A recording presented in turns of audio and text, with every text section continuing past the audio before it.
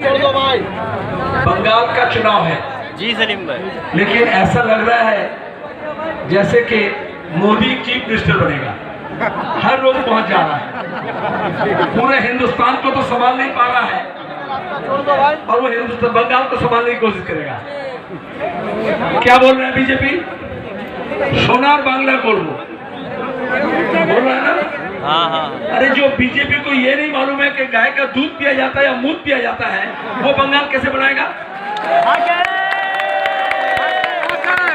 एक साल पहले जब नागरिकता कानून का तरमीम हुआ, सीए, एनआरसी, एनपीआर के बारे में आपको मालूम है, पाक सर्कस से लेकर शाहीन बाग, तोपसिया से लेकर के बाकी तमाम हल्के में हम जब ये कह रहे थे कि कागज नहीं दिखाएंगे, दिलीप घोष क्या बोल रहा था बीजेपी का लीडर? 2 कोटी बांग्लार मानुष के बांग्ला छाड़ा कर दो, जैसे बंगाल किसी का बाप का है। हम यही पैदा हुए हैं, हमारे बाप दादा यही पैदा हुआ है। जब जिन्ना पाकिस्तान बनाया, उस वक्त जब हमारे बाप दादा ये कहे कि हमें सेकुलर हिंदुस्तान में, जमहूरी हिंदुस्तान में रहना है, आज हमें हिंदुस्तान से कौन निकालेगा? इसलिए हम उस वक्त भी कहे थे, आज भी कह रहे हैं कि एक भी नागरिक को हिंदुस्तान से, खास करके बंगाल से, सीमा के पार कोई माई का लाल नहीं भेज सकता। लेकिन सवाल यह कि हिम्मत कैसे हुआ? लोग बोले कि ये दिलीप घोष जैसे लीडर कैसे बन गया सलीम भाई? पहले तो ऐसा नहीं था। हम बोला 99 के 14 तल्ला में जब चोर चुट्टा का अड्डा बन जाता है, तब दिलीप घोष जैसे लोग नेता बन जाते हैं। हिम्मत था कभी? कोई आरएसएस, कोई बीजेपी का, कोई अमित शाह का, कोई मोदी का, कोई मोहन भागवत का कि बंगाल को आकर के नसीहत दे? हम यहाँ पे हिंदू, मुसलमान, हरिजन, ब्राह्मण एक साथ मिलकर रहते थे, रह रहे हैं और रहेंगे। इस एकता को कोई नहीं तोड़ सकता। 10 साल से हम ये कह रहे हैं कि बंगाल की हालत को बर्बाद किया जा रहा है। क्या बोला था जब टीएमसी बना था?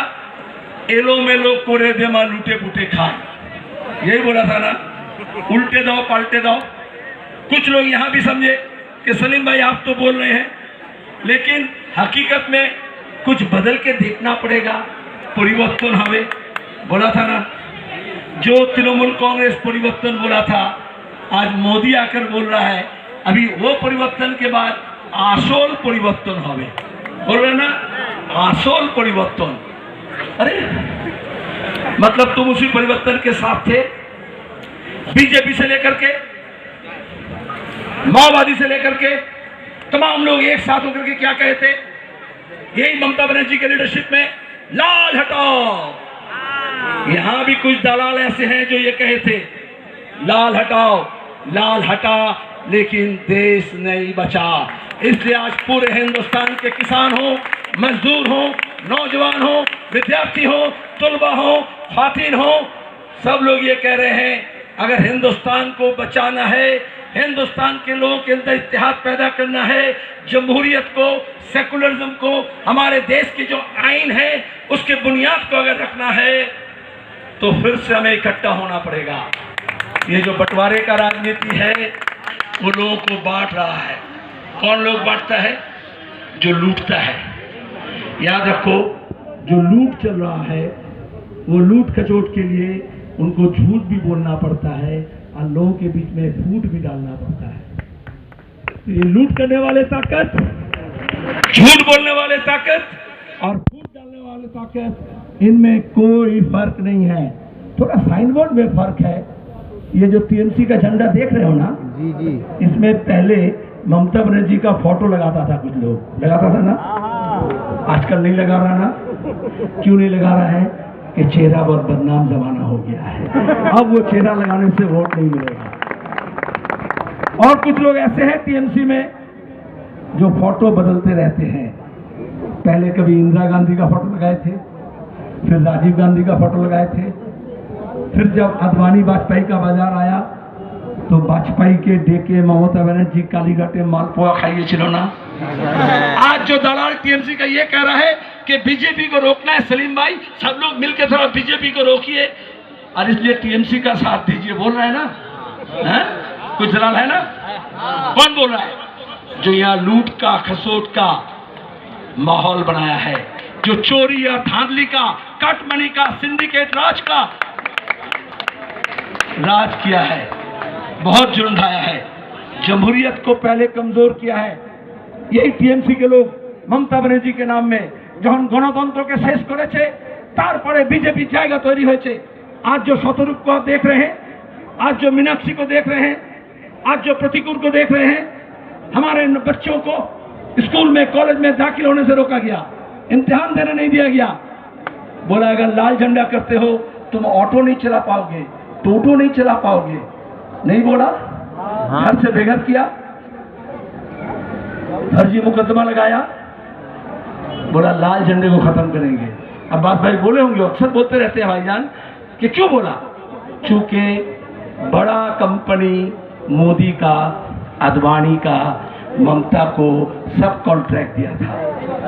बोला था ना, देश में बोल रहा है विरोधी मुक्त भारत बनाएंगे, बंगाल में ममता बोली विरोधी शून्य करो।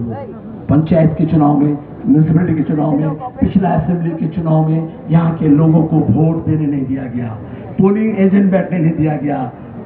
यही होता है, मुद्दई लाख बुरा चाहे तो क्या होता है, वही होता है। अभी 1 तारीख को चुनाव था, ममता बनर्जी नंदीग्राम में, ये शुभेंदु और ममता में कोई अंतर था? ये सब लोग एक साथ थे ना? ये मुकुल और ममता में कोई अंतर था? ये जितेंद्र तिवारी, अर्जुन सिंह, मैं तो नाम से बोल रहा हूँ, ये सॉल्ट लेक का सब्यसाची, ये सब लोग तो तृणमूल तरह। मैं अभी चंडी तला से खड़ा हुआ हूँ, चंडी तला के एक तरफ डोमजूर है, आपके यहाँ के बहुत से लोग जाते हैं डायबिटीज बनाने के लिए। आप कहाँ से बोल रहे हैं? डोमजूर में राजीव बनर्जी जो तृणमूल का मंत्री था वो अभी बीजेपी का उम्मीदवार है। उत्तरपाड़ा में जो टीएमसी का एमएलए था प्रवीर घोषाल, वो अभी बीजेपी का नुमाइंदा है। ठीक, सिंगूर में जो रविंद्रनाथ भट्टाचार्य ममता के साथ तृणमूल का मंत्री था, वो आज बीजेपी का उम्मीदवार है। साफ साफ सुन लो, सलीम भाई ये बोल रहे हैं टीएमसी क्या है, जो कल बीजेपी था, जो आज टीएमसी है, जो कल बीजेपी होगा, ये सब बदलता है। ये घास का पूरा आप कभी देखे नहीं होंगे, देखिए कभी? मैदान तो है, चाहे धोबी तला हो, चाहे ब्रिगेड पेट ग्राउंड हो, घास तो बहुत है, लेकिन आप घास फूल कभी देखे हैं? ये कमल फूल बनाने का प्रैक्टिस था। पहले बच्चा लोग को ऐसे ABCD सिखाया जाता है ना, ड्राइंग सिखाया जाता है ना, A for Apple, B for boy, उसी तरह से पहले फूल बनाने सिखाया गया। फिर एक फूल 2 माली होता था, अभी 2 फूल 1 माली है, और ये घास फूल और कमल फूल दोनों मिलकर के बंगाल के लोगों को अप्रैल फूल बनाया है। और इसलिए बंगाल के लोग अभी कहे हैं क्या, ना कमल फूल, ना पद्म फूल, ना घास फूल, बांग्लार मानुष अप्रैल फूल होबे ना। लेकिन चलो 17 বছর এসছে, जो लोग ये सोच रहे हैं कि बीजेपी को रोकने के लिए तृणमूल चाहिए, 10 साल तृणमूल को मौका मिला, बीजेपी को रोका नहीं गया, बल्कि बीजेपी को दावत देकर के बंगाल में जमीन बनाने की कोशिश की गई। और इसलिए अगर बीजेपी को हटाना है तो ये घास फूल को भी जड़ से उखाड़ कर फेंकना है, साफ बात है।